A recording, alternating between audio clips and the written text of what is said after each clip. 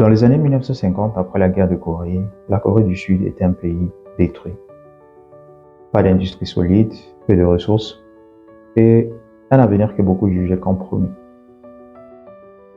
À cette époque, beaucoup de pays africains étaient en avance de la Corée du Sud, mais ce pays avait quelque chose de spécial, une jeunesse déterminée, engagée. Des jeunes qui avaient décidé de travailler le jour et d'apprendre de nouvelles compétences le soir. Des jeunes qui avaient décidé de choisir la compétence plutôt que le découragement.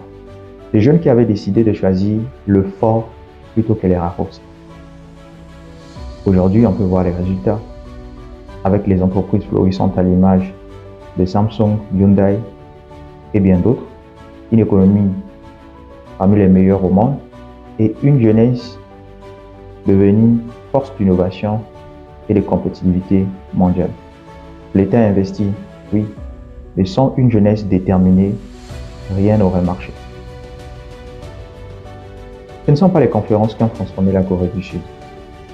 Ce sont les actions quotidiennes menées par la jeunesse pendant des années. Aujourd'hui en Afrique, le contexte est différent, mais l'essentiel reste le même. Une jeunesse qui se bat, qui crée avec peu, qui étudie dans les conditions difficiles, qui avance même sans garantie.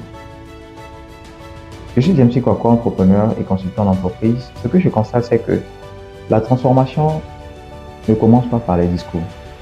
Elle commence par des décisions simples. Se former, persévérer, créer et refuser la facilité. La jeunesse africaine n'est pas parfaite, mais comme celle hier de la Corée du Sud, elle est le moteur du changement.